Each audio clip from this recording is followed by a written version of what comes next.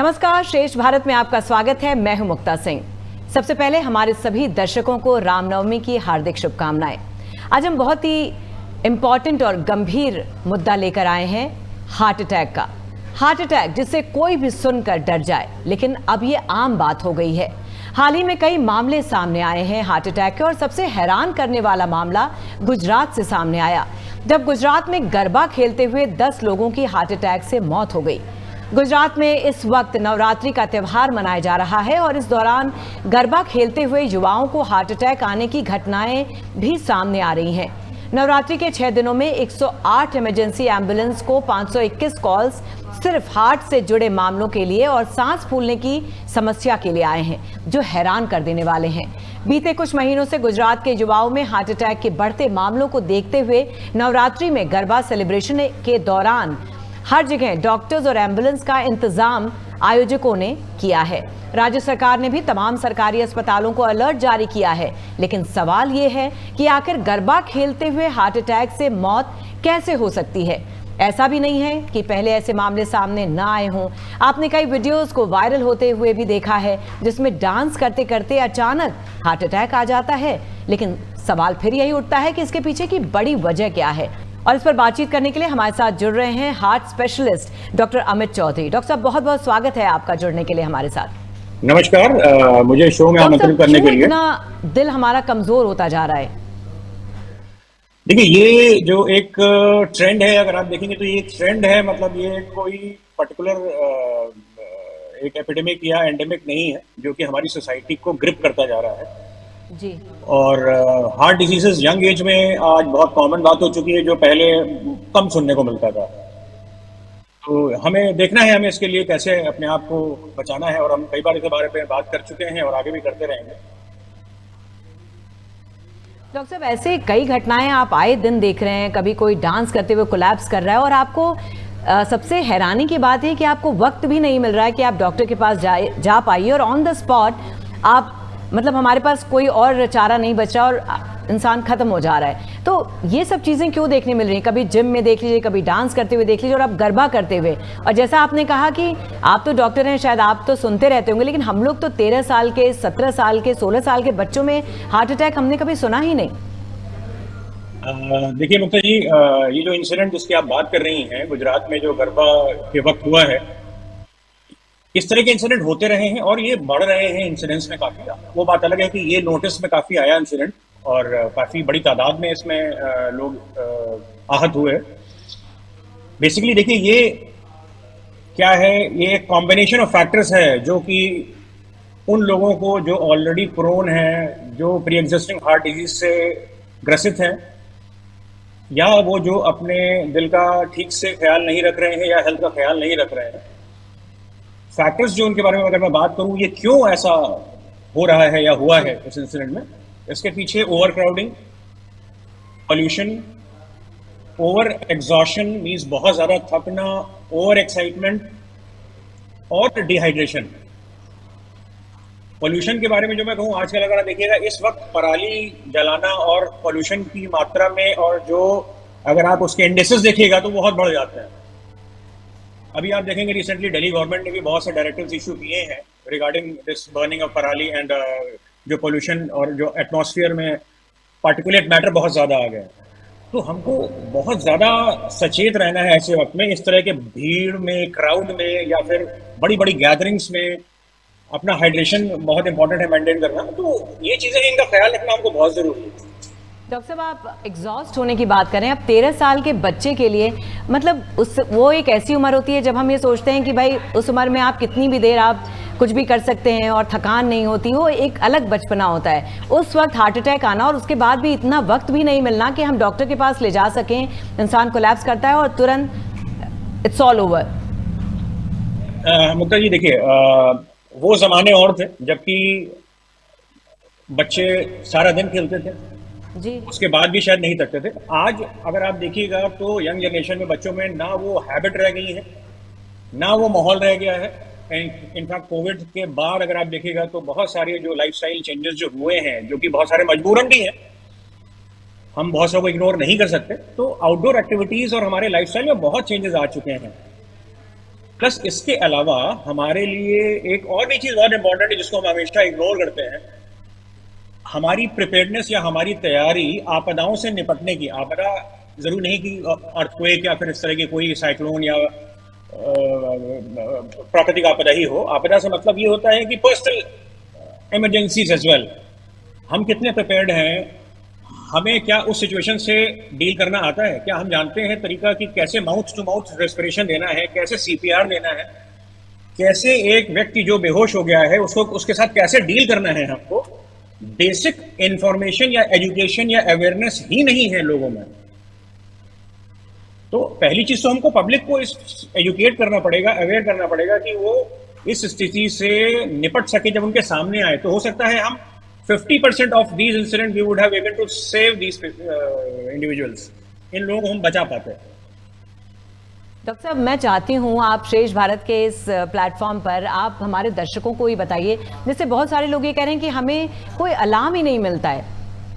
अब ये मौका ही नहीं मिलता कि हम डॉक्टर के पास जाएं और ये चेक कराएं कि क्या मुझे कोई problem, because if you are fine तो आपको लगता है कि क्यों हम डॉक्टर तक जाएं। तो ये अलार्म नहीं मिल पा रहा है, लेकिन फिर भी क्या कुछ ऐसे सिम्टम्स आप बताना चाहेंगे कि अगर हमें ऐसा हो रहा है तो we should go and see a doctor? देखिए, सबसे इंपॉर्टेंट इस सिचुएशन में क्या होता है कि व्यक्ति सबसे पहले खुद ये समझे कि मुझे कुछ दिक्कत है, या देयर इज एक इंग्लिश में बोला जाता है इम्पेंडिंग डूम, यानी कोई एक आपदा आने वाली है। हर आपदा आने से पहले कुछ सिम्टम, कुछ लक्षण, कुछ एक साइंस देती है। चक्कर आना, थकान बहुत ज्यादा लगना, अनकंफर्टेबल फील करना, या बहुत अननेसेसरी अनड्यू पसीना आना, ये सब चीजें ऐसी जिनको लोगों को ध्यान रखना चाहिए और उस वक्त सचेत हो जाना चाहिए, या रिलैक्स करना चाहिए, बैठ जाना चाहिए, पानी पीना चाहिए, हाइड्रेशन मेंटेन करना चाहिए। या कुछ डायबिटिक पेशेंट्स हैं जो कि शुगर जिनका कम हो रहा हो, उनको उस पर ध्यान देना चाहिए। तो ये पर्सनल चीजें हो गई। इसके अलावा पब्लिक की प्रिपेयर्डनेस या उनकी एजुकेशन कितनी है। अगर कोई व्यक्ति पानी की कमी से बेहोश हुआ तो सबसे पहले उसको लिटा के उसके पैर ऊपर करना चाहिए। लोग यहाँ उल्टा करते हैं। तो अनफॉर्चुनेटली, दुर्भाग्यवश, ये चीजें ना हमको एजुकेट करनी पड़ेंगी। साथ ही साथ माउथ टू माउथ रेस्पिरेशन, कब कंप्रेशन देना है, कब सांस देनी है, किस पेशेंट में क्या करना है। तो हर जगह आप वो ये नहीं एक्सपेक्ट कर सकते कि एम्बुलेंस खड़ी होगी और एकदम से आपके ऊपर डॉक्टर आकर के आपके ऊपर इलाज करना शुरू कर देगा। जी, आपको लगता है कि क्या कुछ मौका हमारे पास रहता है कि अगर हमारे पास अवेयरनेस हो तो हम उस समय शायद बचा सकते हैं पेशेंट को? बिल्कुल रहता है, हमेशा रहता है। और मैं ये नहीं कहता कि सभी लोगों को बचा सकते हैं, लेकिन कुछ परसेंटेज इनमें से लोग बचाए जा सकते हैं और बहुत सक्सेसफुली मैनेज किया जा सकते हैं विदाउट एनी कॉम्प्लिकेशन। डॉक्टर साहब, कोविड के बाद ये जो अनएक्सप्लेन हार्ट अटैक्स हैं उस पर कई क्वेश्चन मार्क्स लगे हैं, तो क्या आपको लगता है कि एज पोस्ट कोविड इम्पैक्ट भी हमारे हार्ट जो हैं वल्नरेबल हो सकते हैं? डेफिनेटली, जाहिर सी बात है, कोविड के बाद जो एक एंटीबॉडी फैक्टर जो ब्लड के अंदर लोगों के पूरी सोसाइटी में, पूरी कम्युनिटी में, अक्रॉस द ग्लोब जो बढ़ा है, वो खून को क्लॉट करना या खून का थपका ब्लड की स्पेसेस में ही वो बहुत ज्यादा करने की टेंडेंसी पैदा करता है। तो वो भी एक बहुत बड़ा कारण है कि अगर आप देखिएगा तो हार्ट अटैक्स के इंसिडेंस जो है वो यंग हेल्दी मेल्स में, फीमेल्स में बहुत बड़े हैं, जिनमें कि पहले से कोई बीमारी नहीं है, ना कि कोई फैमिली हिस्ट्री है, ना कोई जेनेटिक हिस्ट्री ऐसा सजेस्ट करती है, बट स्टिल उनको हार्ट अटैक हुआ है। जी डॉक्टर साहब, ऐसी कुछ संभावनाएं भी जताई जाती हैं, ऐसी कुछ स्टडीज भी थी जिसमें कहा जाता था कि कोविड सर्वाइवर्स और हार्ट हेल्थ में कुछ कनेक्शन हो सकता है। स्पेशली वैक्सीन के कारण भी लोग कह रहे थे कि शायद ये जो हार्ट अटैक्स बढ़े हैं वो भी एक बड़ा रीजन हो सकता है। तो what is your take on that? देखिए, as an expert, as a cardiologist और कार्डियक सर्जन, मैं ये कहूंगा कि वैक्सीन से ऐसा नहीं होता। वैक्सीन का कार्य करने का माध्यम बिल्कुल ही डिफरेंट होता है। वो उस एंटीबॉडी को कभी नहीं बनाती जो कि ब्लड को क्लॉट कराए। हाँ, कोविड इन्फेक्शन भले वो माइल्ड हो, मॉडरेट हो, सीवियर हो, वो इन्फेक्शन जो होता है पर से वो रिस्पॉन्सिबल है ऐसी एंटीबॉडीज ब्लड में बनाने के लिए या ऐसे एंटीजेंस डेवलप करने के लिए जो कि क्लॉट बनाने की प्रक्रिया जो होती है ब्लड में वो अनड्यू बढ़ा देती है। तो वो एक मिथ जो वैक्सीन को लेकर के है वो नहीं, ऐसा नहीं है बिल्कुल भी। पुरुषों की तुलना में अगर डॉक्टर साहब देखा जाए तो महिलाओं में हार्ट अटैक्स कम सुने जाते हैं, इसका क्या कारण है? देखिए, अगर ओवरऑल देखा जाए तो जेनेटिक मेकअप जो है वो एक मेल का और फीमेल का वो डिफरेंट होता है। अगर आप देखिएगा तो डेटा भी कहता है या एनेक्डोटल स्टडीज होती है वो सब भी ये बताती हैं कि एक किसी भी आपदा की स्थिति से लड़ने के लिए एक फीमेल की बॉडी या उसका जो एक फिजियोलॉजिकल सिस्टम है वो कहीं ज्यादा बेहतर बना हुआ है। अगर आप कहिएगा तो भगवान ने अगर दो ये बनाए हैं तो फीमेल थोड़ा एडवांस वर्जन है, मेल थोड़ा एक पीछे का वर्जन है, we can say that in a way.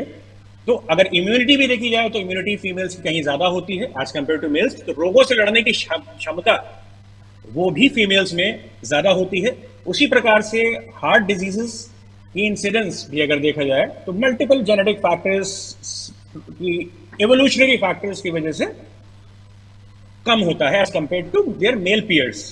Ji doctor साहब, जो आए दिन जो मेन हमारा मुद्दा है कि बच्चों में भी अब हार्ट अटैक्स इतने सुनाई देते हैं, तो क्या आपको लगता है कि ये लाइफस्टाइल रिलेटेड प्रॉब्लम भी है? मतलब इरेटिक लाइफस्टाइल जो है आज के जनरेशन की, वो भी एक बहुत बड़ा कारण हो सकती है इसके लिए। और what are the dos and don'ts, आप क्या कहेंगे? और क्या कुछ खान पान में सुधार करना चाहिए, लाइफस्टाइल में क्या सुधार करना चाहिए बच्चों में? स्पेशली अगर हम बात करें तो टीनेज या फिर 13 साल से लेकर के 26 साल तक की उम्र में जो यंग टीनेजर्स एंड एडल्ट्स हो गए, उनमें लाइफस्टाइल प्रॉब्लम्स हैं, हैबिट्स हैं, खराब हैबिट्स को अपनाना, alcohol, smoking, sometimes unfortunately drugs as well. तो ये एक बहुत बड़ा फैक्टर है जो कि एक नई सोसाइटी या नए जो आयाम को एक सोसाइटी वो किस्म या फिर कह लीजिए कि अपनाना शुरू कर रही है, वो उसकी वजह से काफी इंसिडेंस बढ़ता हुआ इस एज ग्रुप में दिखता है हमको। जी, आप चलते चलते क्या कहना चाहेंगे दर्शकों को? क्या उन्हें करना चाहिए जिससे वो अपने आप का बचाव खुद कर सकें?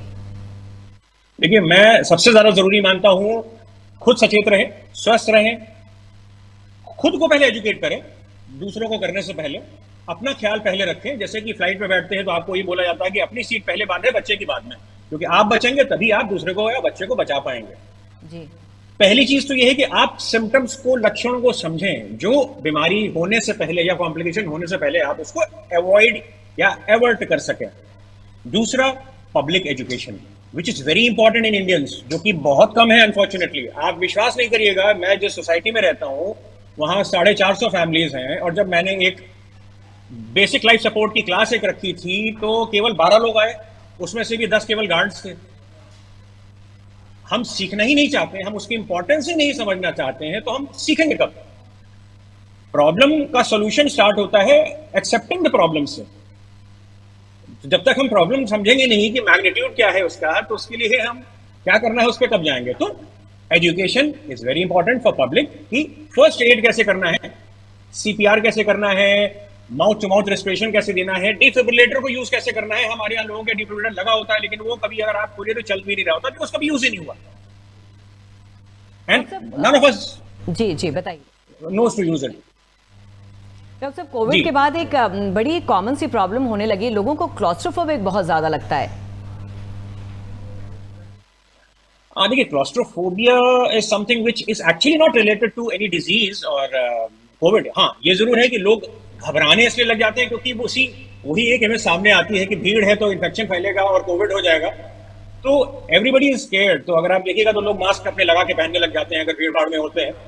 That's all mindset which we have gained because of this pandemic, और इस तरह की जो आपदा आई है जो हमारे जीवन में शायद हम लोग की लाइफ में तो कभी नहीं आई। तो जाहिर सी बात है ये एक माइंडसेट डेवलप होना। वैसे तो डॉक्टर साहब आपने पहले भी अच्छे से बता दिया, लेकिन चलते चलते मैं चाहूंगी एक बार फिर थोड़ा इलैबोरेटेड ढंग से बता दीजिए कि कौन से ऐसे सिम्टम्स हैं जो आपको जैसे ही महसूस हुए आपको तुरंत डॉक्टर के पास जाना चाहिए। जो बेसिक चीजें जो अगर आपको ऐसी लगने लगती हैं, चाहे बच्चे को हो या बड़े को हो, आपको you should immediately go and see a doctor. जी, मैं बहुत कॉमन लैंग्वेज में बताऊंगा, बहुत कॉमन चीजें बताऊंगा। लाइट हेडनेस, सर घूमना या चकराना, सांस फूलना अनड्यू, जरूरत से ज्यादा, खेलने में हर किसी की फूलती है, लेकिन हाँ कहीं आपको ये हर कोई समझ सकता है कि मेरी इतने एक्टिविटी में सांस फूलती है, अभी ज्यादा हो रहा है। छाती में भारीपन, किसी भी तरीके का दबाव फील होना, तो ये चीजें सबसे इंपॉर्टेंट हैं। और डिहाइड्रेशन अगर आपको लग रहा है तो आप तुरंत पानी पिए, और आपको अगर बहुत वीकनेस फील हो रही है या स्पेशली आप डायबिटीज है आपको, तो आपको बहुत केयरफुल रहना है। You should keep some biscuits या इंस्टेंट शुगर वाली चीजें, जिससे कि आप इमीडिएटली उनको खा सकें। तो I think these are the most common symptoms. Doctor साहब, बहुत बहुत शुक्रिया इतनी इंपॉर्टेंट जानकारी हमारे दर्शकों के साथ शेयर करने के लिए, बताने के लिए। Thank you so much for joining us. Thank you so much. श्रेष्ठ भारत पर खबरों से जुड़े रहने के लिए चैनल को सब्सक्राइब करें, बेल आइकन दबाएं और देखते रहें श्रेष्ठ भारत।